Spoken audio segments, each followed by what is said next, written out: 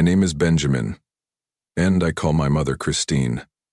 Not Mom, like most people do. Since I was little, I knew that's how Christine wanted it. She hated being called Mom, said it sounded too heavy, too old, and that she wasn't ready to tie her identity to something that made her feel like a woman past her prime. It sounds strange, but when you live in Christine's world, you learn quickly not to ask questions. Christine had me when she was 17, still a senior in high school in a small Oregon town. It's a familiar story: teenage love, a handsome guy, reckless promises to go to the ends of the earth together. That guy was Daniel, my biological father. I never really knew him, but his name showed up in every bitter silence Christine ever gave me. According to her, when she told Daniel she was pregnant, he backed away like someone had thrown cold water in his face. He didn't completely disappear. He agreed to send child support. But from the beginning, he made it clear he wouldn't marry her, wouldn't stay, and wouldn't take any responsibility beyond the monthly checks. Sheets of paper with no warmth, replacing the presents I never had. I don't remember a single childhood moment with my father. If there was anything, it was just some old photographs and a few Christmas presents mailed from far away. Gifts Christine usually tossed aside without a second glance. "Don't kid yourself," she once scoffed when I asked about my dad at age 5. "He doesn't love you, Ben. If he did, he'd be here." I was too young to realize those words weren't just aimed at him. They were aimed at me, too. Every time he sent money or made a brief call, Christine grew cold, sharp as a knife. She didn't have to yell. The way she turned her face away, the way her voice dropped when she said his name, was enough to choke the air in our little house. Over time, the name Daniel became a forbidden topic. No one was allowed to mention him, not even during holidays when my classmates boasted about fishing trips with their dads or letters from far-off cities. Those stories only made Christine slam the door harder, her eyes colder than a January frost. To Christine, I wasn't just her only son. I was a breathing reminder of a betrayal, a broken promise, and a youth she could never get back. Every time her anger boiled over, she snapped. It was stupid to think a punk like Daniel could handle a family. I was a fool, Benjamin. Her voice never cracked. It was cold and solid, like a concrete wall I'd never be able to break. Still, I remember how she spoke about him in front of friends or relatives, always with bitter disdain. "He was only ever good at running," she once said at my 8th birthday party, where I had quietly wished to see him walk through the door just once. Of course, that never happened. I grew up surrounded by absence, a void no amount of money or excuses could ever fill. But more than that, I grew up with a truth I couldn't ignore. In Christine's heart, I would never be enough to replace what she lost. Christine met Mark when I was about 8. He worked in home repairs and came to fix the roof after a winter storm. At first, it was just a job. Then he stayed for dinner. Then the night. Then, without much warning, he moved in, like it had all been planned. A year later, they got married. No wedding dress, no invitations, just a dinner, a few glasses of wine, and one short sentence: "This is our new family now." Then Claire was born, my half-sister, with ocean blue eyes and soft curly hair. Christine named her after a character from one of her favorite films. A small detail, but enough for me to understand. With Claire, Christine poured in everything: her time, affection, and even the dreams she never got to chase when she was younger. I still remember the day Claire learned to crawl. Christine burst into tears, hugging her as if that baby were the only reason she kept going. And me? I stood in the doorway with an A+ math test in hand, hoping to share it. But when I saw the glow in her eyes for Claire, I quietly folded the paper, slipped it into my bag, and stepped out into the backyard. Since Claire arrived, our home became a world with one son, her. Christine wasn't the harsh, cold woman I'd known, at least not with Claire. She smiled more, sang while cooking, and even arranged family photo shoots, where I usually stood off to the side, nearly cropped out of frame. I used to think I was used to the neglect, but living under the same roof, watching my little sister held close every night while I was told to sleep early so I wouldn't make noise, the sadness became something deeper, something like emotional numbness I didn't know how to name. Birthdays made it clearer. Claire had parties in the park, 3-tiered cakes, pink-wrapped gifts, and crowds of excited kids. Each year had a theme: princesses, space, unicorns. Christine hired decorators and even a magician. And me? I never had a party. When I asked why, Christine shrugged. "You're grown, birthdays don't matter anymore." I was 11. I started counting how many times she called me Ben each day. Usually once, and only when she needed me to take out the trash or babysit Claire. But Claire's name rang through the house non-stop. "Claire, come show Mommy. Claire, want a new dress? Claire, you're the best thing that ever happened to me." Mark was different. He didn't play favorites, didn't show disdain. But he never spoke up either. He just watched it all unfold, sometimes taking me fishing on weekends as a quiet way to make up for it. I never blamed him. Mark didn't create the cracks. He just lived with them like I did. It all hit me hardest when I was 13 and made the school soccer team. My first real accomplishment. I saved up to buy new cleats and practiced every afternoon. I hoped Christine would come to the game. But when it ended, and everyone left with their families, I stood alone, in the rain. When I got home, she was clipping Claire's fingernails, watching cartoons and eating popcorn. No questions, no congratulations. I said nothing. I just went upstairs, hung my number 17 jersey, the first I'd ever worn, on the wall, and turned off the light. The silence in my room matched the role I had in that house. From that day on, I stopped hoping. I learned to eat dinner quietly, to wash my own plate. I stopped asking what I'd done wrong. I stopped trying to be someone worth loving. But I never stopped remembering that in the place called family, I had always been the outsider. I saw my father again, for the first time in years on an April afternoon, right after I turned 14. Christine didn't give me a heads up. She just gave me a cold look and said, "He's out in the yard, go if you want, or don't." I stepped onto the porch, heart pounding. The man standing beneath the big oak by the fence was Daniel, my biological father. He wore a dark shirt, held a paper bag filled with books and cookies, and had a look in his eyes that I didn't expect. Not guilt, not pity, but a quiet hopefulness. "Ben," he said, voice deep but calm, "you look like your mom. But those eyes? That's all me?" I didn't know what to say. For years I only knew him through Christine's bitter words. But now, standing in front of him, I didn't see a runaway. I saw a tired man with steady hands, as if he'd been carrying his regret for over a decade. We didn't talk much that day. He handed me some cookies he'd baked. Terrible, but I ate them anyway. Then he asked what I liked, what subjects I was good at, if I'd ever seen a movie alone.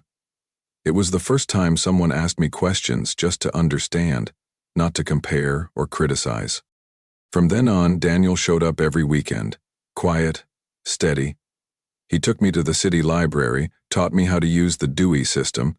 He didn't have much money, but every visit came with something: an old novel, a worn-out baseball glove, or just some citrus cookies from his favorite bakery. He never mentioned Christine, not to badmouth her or justify himself. But every time I brought up Claire, or the silence at our dinner table, I could see him grip the steering wheel just a little tighter. Once, when I told him Christine had thrown his letters in the trash, Daniel simply nodded and said, "I'll keep writing. You deserve to read good things about yourself." Another time, Claire accidentally broke a wooden model airplane I'd spent 2 weeks building. Christine didn't scold her. Instead, she turned to me and snapped, "Quit that look, it's just a toy. Don't be dramatic." I bit my tongue, cleaned up the shattered pieces, and later that night texted Daniel, "I'm tired." 10 minutes later, he showed up, well past 9 p.m. He didn't ask anything, just took me for a drive to a wide, empty field by the lake. We sat in silence for nearly an hour, the only sound coming from the crickets. Before driving me home, He quietly pulled a new model kit out of the trunk, more complex, even more beautiful, and promised, "This time, I'll build it with you." Daniel hadn't set foot in our house once since the day he left. Still, he'd always been there in his own way. But that never changed the fact that Christine hated his presence, and even more, she hated that I was growing close to him. She never outright forbade it, maybe because Mark didn't support that kind of control, but she found ways to make every Saturday with my dad feel like a burden. Each weekend morning she'd throw barbs like, "Off to hear loser stories from the runaway again?" Or, "Be back early. Don't pick up your father's habit of ducking responsibility." I used to hope Daniel would defend himself, speak up, but he never did. He only told me, "People can say whatever they want. The way you live is the only answer that matters." Still, I couldn't stop the heaviness I felt every time I came home after a full day with him. Christine wouldn't speak to me all night. Claire would show off a new gift Mom just bought her, and I'd quietly stash whatever my father had given me into a wooden box under my bed, like I was hiding a piece of myself. Mark, as always, stayed silent, but one afternoon I caught him watching me and Daniel work on a model in the yard. His face carried something like sadness, maybe even relief. Maybe he understood there were pieces of me he could never fill. I used to wish my father would do something bold, show up at the door, demand respect, make Christine apologize, but he never did. He didn't come to win a fight. He came so he'd never miss another part of my life. And somehow, that was enough to keep me from breaking, just barely. I left home at 18, carrying an old suitcase, a few shirts, and the last model airplane my dad had quietly slipped into my bag before I stepped on the bus. I didn't look back, not because I didn't want to, but because I knew Christine wouldn't be there to see me off. She once half joked, "A kid like you's only going to wear people out." 4 years of college in Seattle felt like a sharp turn in my life. I studied industrial design, not because anyone pointed me there, but because I loved the idea of turning sketches into real things. Things I could touch, things I could know were real. Unlike the kind of love I grew up around, fragile, conditional, easy to deny. I met Lucas in my second year, during a group presentation. He majored in communications, quick-witted, sharp, and alarmingly observant. At first we were just classmates, but we quickly became close. Lucas had this way of reading my emotions even when I said nothing. One night, while our group was talking about internships, he pulled me aside and asked, "Ben, why do you always look like you're waiting to be rejected?" I laughed it off at first, tried to dodge the question. But Lucas didn't let it slide. He was the first person to name something I'd never dared confront. A wound wrapped in silence. And after spending Thanksgiving at my place that year, he said aloud what I'd never had the courage to think. "I don't think your mom hates you. I think she's jealous." I froze. "Jealous?" I repeated, like the word didn't belong. Lucas nodded slowly, without judgment. "Jealous because you look like your dad? Jealous of the strength you have that she never did? Jealous that you're living a life she once dreamed of but never had the guts to chase?" I didn't know what to say. I'd always thought I was just an unwanted presence, something unpleasant she had to live with. But jealousy? That idea left a lump in my throat. Still, memories rushed back. Times I won scholarships, and she didn't say congrats, only asked, "So, did you find a job yet, or are you still leeching off people?" The holidays I came home with a laptop I'd bought after 3 months working extra shifts, and she just scoffed. "Everyone has one of those now, nothing special." I used to think it was her way of tough love. But now, connecting the dots, I saw it wasn't teaching. It was a quiet campaign to make me feel smaller than I really was. One time, I was nominated for a state design award, I told the family during dinner. Mark gave a polite nod, Claire smiled and congratulated me. "And Christine?" she asked. "Why not a national one?" Lucas was sitting next to me that night. He looked directly at her and said calmly, "Do you know Benjamin worked 60 hours a week for this? I think that's worth being proud of." Christine went quiet, blinking more than usual. It was the first time I saw her unsure in her own home. That night, as Lucas and I cleaned up the kitchen, he handed me a folded page, a draft of the speech he was preparing for the award ceremony. At the bottom, in small handwriting, it read, "Don't let someone else's gaze dim your own light." I read that line over and over, long after the hallway lights had gone out, and I knew, even if Christine never admitted it, I'd started to understand the real reason she hated seeing me happy. Because the more I grew up, the less I resembled her, and the more I reminded her of my father. And for her, that was unforgivable. Since that day, I gradually stopped trying to earn my mother's approval. I no longer hoped for praise, encouragement, or a last-minute hug. I started living for myself. Not to prove anything to her, but to protect the part of my life she had always tried to suppress.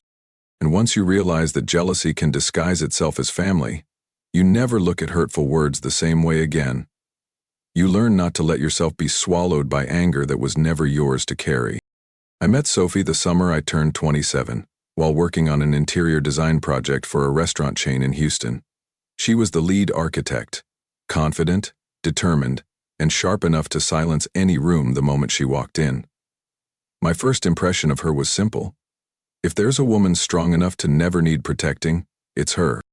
But between floor plans and stressful meetings, I began to see a different side of Sophie, gentle, insightful, and able to look straight into someone's pain without making them feel exposed. We dated for over 2 years before I proposed. No fireworks, no spectacle, just a quiet evening by the lake, with a ring wrapped in my dad's old handkerchief.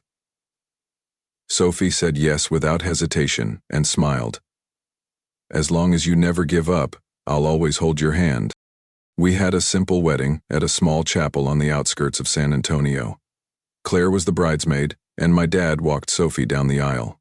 Her father had passed away when she was a child. Christine, I still sent her an invitation, even though I already knew what the answer would be. Silence. And I was right. She didn't show up. I wasn't sad. I had grown used to the empty chairs in the important moments of my life. 6 months after the wedding, Sophie walked out of the bathroom holding a pregnancy test in her hand, her smile trembling with joy. She didn't say a word, just handed it to me, 2 clear lines. I stood frozen for a few seconds, then pulled her into my arms, listening to our hearts race like the world was cracking open into a brand new chapter I never dared to dream of. We were going to have a baby. I shared the news with Claire, my dad, and Mark, each one more thrilled than the last. Claire started calling me official dad. My dad sent an entire truckload of old toys, and Mark, the quietest man I knew, showed up at my house, hugged me tight, and said nothing. But his eyes were red. I hadn't planned on telling Christine, but Sophie felt differently. She believed that family, no matter how fractured, still deserved to be informed of something this important. So, I sent a short message. "Sophie and I are expecting. If you care, I thought you should know." 2 hours later, she replied, "Already pregnant? After the wedding? Couldn't wait to do it properly?" Sophie saw the message. She stayed silent, then gently squeezed my hand. "It's okay. All I need is you, and a healthy baby." I nodded, but deep down a sharp bitterness crept in, not because she refused to celebrate, but because she still saw my happiness as something suspicious, something to criticize. A week later, Christine showed up at my office. No warning, same posture as always. Polished, cold, walking like she never accepted coming second to anyone. "I heard. Sophie's pregnant," she asked flatly. "Yes," I said. "We're going to be parents." She scoffed. "You think you're ready? A kid who grew up without guidance, now planning to guide someone else?" I stared at her for a long time, then calmly replied, "At least my child won't grow up feeling like a burden." The room went silent.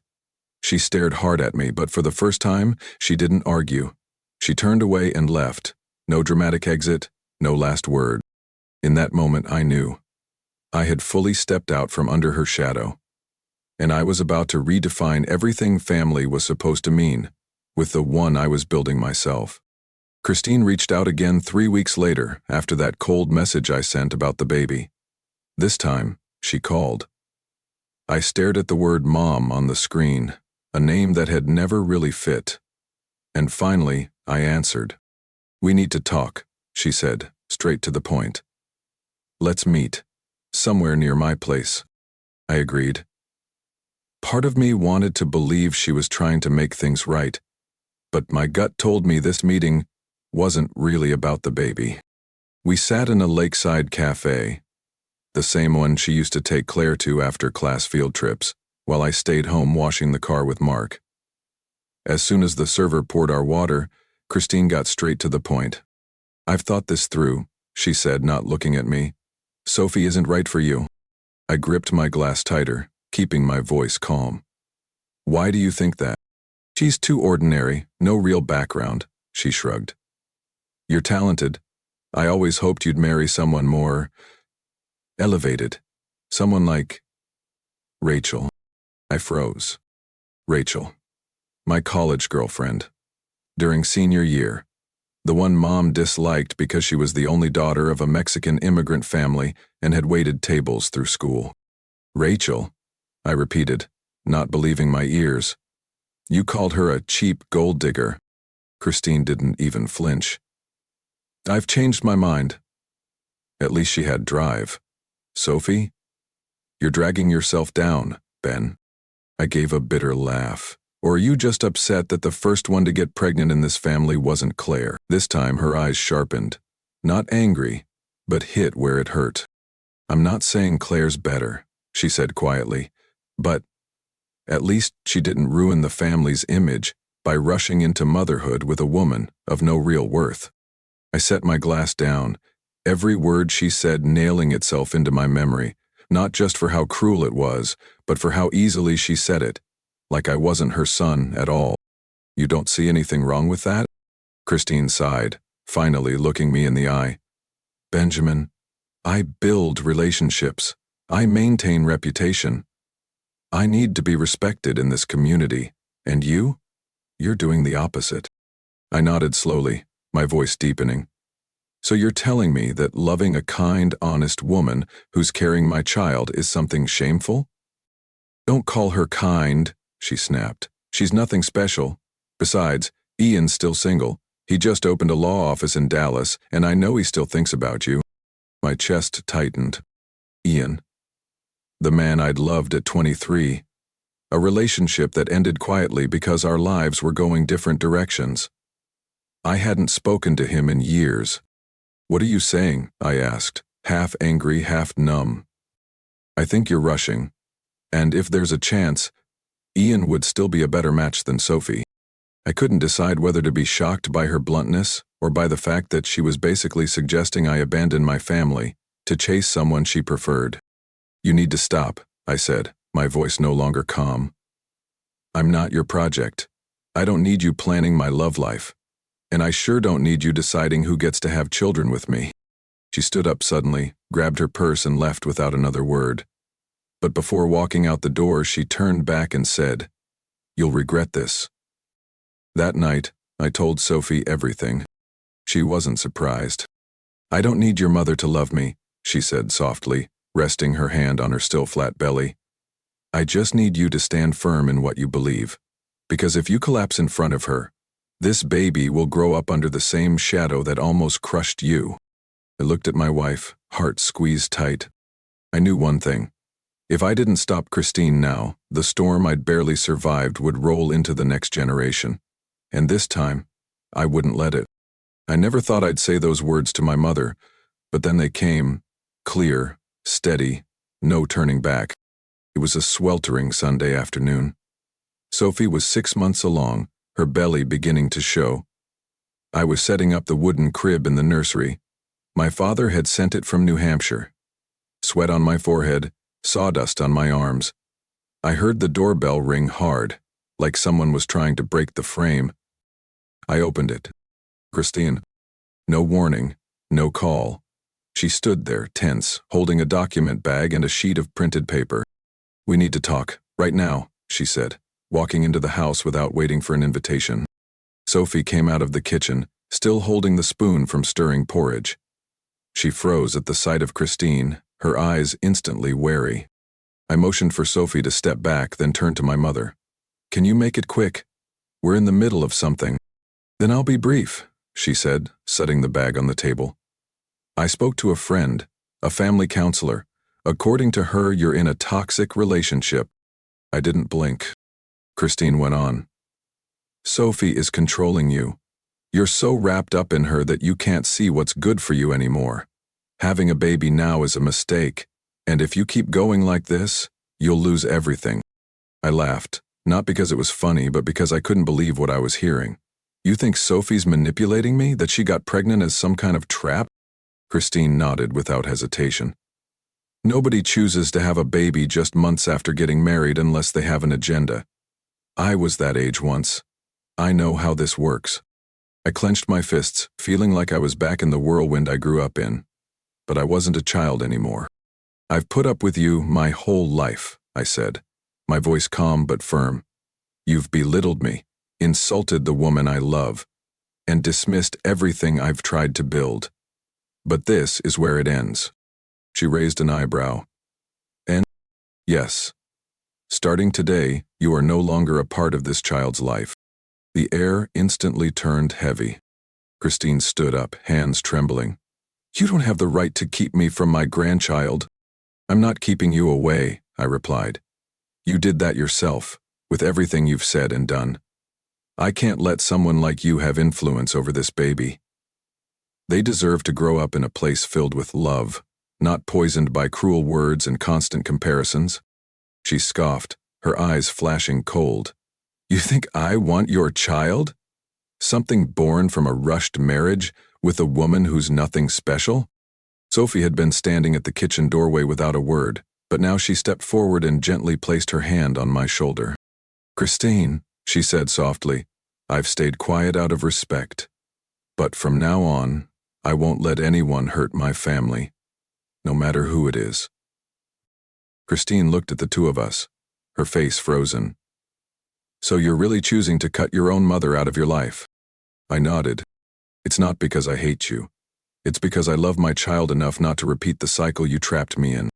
She fell silent for a moment, then turned and walked out without another word. The door shut behind her with a final thud, sharp and unforgiving. There was no going back. That night, I got a long text from Christine. She called me an ungrateful son, claimed Sophie had brainwashed me, and warned I'd pay for this when the child grows up and blames you for cutting off their bloodline. I didn't respond. I deleted the message.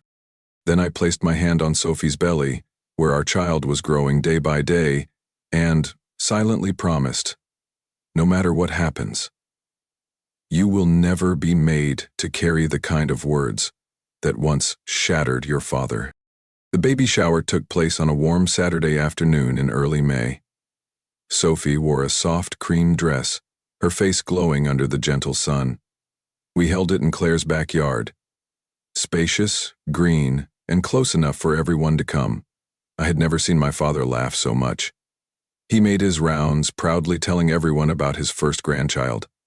Mark quietly helped at the grill. It was peaceful, joyful, like a postcard scene come to life. Christine wasn't there. I hadn't invited her. After that day, I stayed firm. No calls, no texts, no compromises. Claire respected that. She only asked once, "Are you sure?" And when I nodded, she never brought it up again. The party was going perfectly. Sophie's friends were chatting and laughing. My dad was retelling the story of when he revived me with ice water after I fell into a lake at 12. And Sophie was opening tiny gifts with bright, sparkling eyes. Then the doorbell rang. Claire ran to open it and minutes later returned with a strange look on her face. She leaned close and whispered in my ear, "Someone's here. It's Ian." I froze. Ian. My ex from college, someone I hadn't spoken to in years. I'd never even told Sophie about how deep that relationship once was, because it felt too far gone to matter anymore. But him showing up today, at a moment this personal, couldn't be a coincidence. I walked quickly to the front. Ian stood there, hands in his pockets, eyes apologetic. "Hey, Ben," he said, glancing past me toward the backyard. "I know I shouldn't be here, but I need to say something. Right now?" I brought him inside. As everyone's attention slowly turned toward us, Sophie looked over from the gift table, worry in her eyes. Claire stepped beside me, sensing the sudden shift in the air. Ian stood in front of everyone, took a deep breath and said, "I'm sorry to interrupt, but I can't let this go unsaid." The yard went completely silent. Christine, Benjamin's mother, has been contacting me non-stop for the past 3 months. She's tried everything to convince me to get back together with him. Said I was the one he was meant to be with. Said Sophie was manipulating him. Said having a baby was a huge mistake. I felt my chest tighten. Sophie squeezed my hand, holding it tightly, like she was keeping me from breaking. Ian continued, his voice now steady. She sent pictures, messaged me at all hours of the night, even told me I could save Ben from a dull life. I blocked her twice, but she used new accounts. Just recently she begged me to come today, told me this was the last chance. A wave of murmurs rippled through the crowd. Some people covered their mouths. My dad pulled out his phone, his face slowly changing. Mark stood straight, jaw clenched. Ian looked at me. "I didn't come to cause trouble. I came so you'd know the truth. I hope you can protect your family before the person who gave you life destroys it." I couldn't speak for a moment. My whole body felt hollow. Then I looked up, scanning the faces of the people I loved. People who weren't watching out of curiosity, but genuine concern. "Thank you," I said to Ian. "Thanks for speaking up. I'm not angry, you don't owe me anything.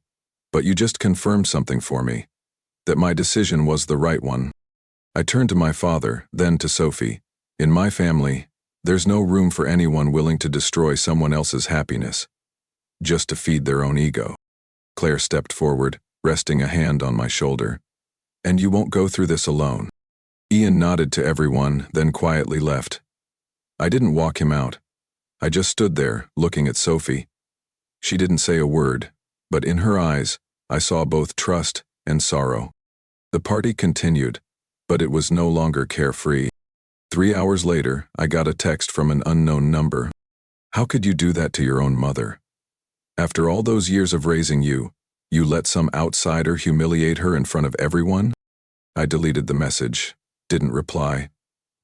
Because for the first time in my life, I didn't need to defend myself. Everyone had seen what happened. The truth was loud enough to speak for me. After that chaotic baby shower, the days that followed carried a strange mix of relief and weight. I was no longer torn between being a son and becoming a father. Things were finally clear. But I also knew the door that had just closed was one that would never reopen. Word of Christine's behavior spread quickly through the family. Not because I said anything. Ian sent an email explaining everything to my father and Claire, just to be sure they knew his words that day weren't a spur-of-the-moment outburst. My father, who had spent years trying to give my mother the benefit of the doubt, finally said it plainly. She went too far. Claire stayed silent for 2 days. On the 3rd day, she sent me a photo, one from her 5th birthday, smiling wide with me standing next to her, holding a much smaller cake. Her message was simple. "I used to think Mom was just clumsy with emotions. Now I know. Some people don't lack love, they just choose not to give it to us." That day, Claire told me she'd cut contact with Christine. Not because I'm angry, but because I think she's dangerous. If she can do this to you, then any one of us could be next. Mark, the one who had always stood firm in the family, the man who tried to stay neutral between Christine and the storms, didn't stay silent either. A week later, he came to see me, carrying a thick folder. "My therapist once told me," he began, "sometimes prolonged tolerance is just enabling deeper harm. I think it's time I stop." I looked at him, already sensing what he was about to say. "I filed for separation," he said, exhaling deeply, eyes slightly red. For 20 years I convinced myself that if I stayed patient, Christine would eventually change. But when Ian spoke that day, I realized, it's not that she doesn't know she's wrong. It's that she knowingly chooses to be. I couldn't say anything except nod. Mark was the kindest man I knew. His leaving Christine wasn't a sudden ending. It was the final drop, spilling from a cup that had cracked long ago. Since then, my phone grew quiet. No more midnight texts, no more indirect emails. No one brought up Christine's name at family gatherings. She vanished from every group chat. Even on Claire's Facebook, no more awkwardly tagged photos. A month later, I received a handwritten envelope with no return address. Inside was a letter, in my mother's familiar handwriting. Benjamin, I know you think I'm cruel, but I only wanted what was best for you. I couldn't accept a life where you lived smaller than your potential. Maybe I got it wrong, but I meant well. If you ever understand that, I hope you'll forgive me. I folded the letter and placed it in a box labeled Things That Don't Need Answers. To me, forgiveness didn't mean returning. Sophie gave birth to Noah on a crisp autumn morning, with golden orange leaves outside the window. I cried when I held him for the first time, not out of fear, but because, for the first time in my life, I felt whole. No more proving myself, no more begging for acceptance. I was a father, and my family began right there in that moment. Christine never knew the day my son was born, and this time I didn't feel sad. I didn't feel empty. I just felt peace, the kind of peace I never thought I could have. Noah is almost a year old now. Every morning he wakes up at 6:30, rubs his tiny eyes, and crawls to the edge of his crib calling Dada with a wobbly little voice. I never imagined a sound so small could lift me from every ounce of exhaustion, every scar time had left behind. Life with Sophie isn't always easy. We've had sleepless nights with a sick baby, rushed mornings when Noah refuses to let go of her hand, but I've never once felt tired of it. If anything, I've never felt more alive. Every minute, every hour. We moved into a small house in North Austin. It's not big, but it has a backyard for flowers and a sunny nursery just for Noah. Every weekend, I make pancakes while Sophie sketches playground ideas for our son's dream yard. We have small dreams, but they're ours, no longer shaped by someone else's expectations. My dad, Namiawale, was the first to visit after we moved into the new house. He didn't say much, just took a slow walk around the yard, nodded, then patted my shoulder. You did good, Ben. That simple sentence carried more weight than 1,000 compliments. In his eyes, I saw pride that didn't need to be spoken, just quietly present. Claire visited almost every week. She brought baby clothes, wooden toys with no batteries, and always snuck Noah a spoonful of ice cream when Sophie and I weren't looking. You know, she said one afternoon while we sat on the backyard swing, when I was a kid, I used to think Mom was the standard. Now I know. Real love doesn't come from words. It comes from the ones who stay. Mark changed too. Gentler, less guarded. He and my dad even played chess together, something I never thought would happen. They weren't close, but they shared a mutual respect only people who've been through a lot can truly understand. No one mentioned Christine anymore. She became a name that simply faded into silence. Not erased, just no longer relevant. I heard she moved in with a cousin in Florida. Claire got a handwritten Christmas card from her, with no return address. She didn't respond. I didn't feel angry or sad. I used to think that, without my mother, something in me would always feel missing. But when Noah wraps his tiny hand around mine in the middle of the night, when Sophie leans her head on my shoulder after a long day, I understand. Sometimes, the only thing you need is to no longer live in fear. One October day, as the maple leaves outside our window turned golden, I held Noah in my arms and pointed to the sky. See those clouds, buddy? They move fast. But some things They stay. He looked at me with wide, curious eyes and reached up to touch my cheek, small, soft, and full of trust. I don't need anyone else to prove I deserve to be a father. I don't need approval from the person who spent a lifetime denying me.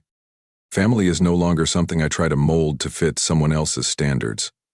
It's something I build, brick by brick, with Sophie, with Noah, and with the ones who chose to stay.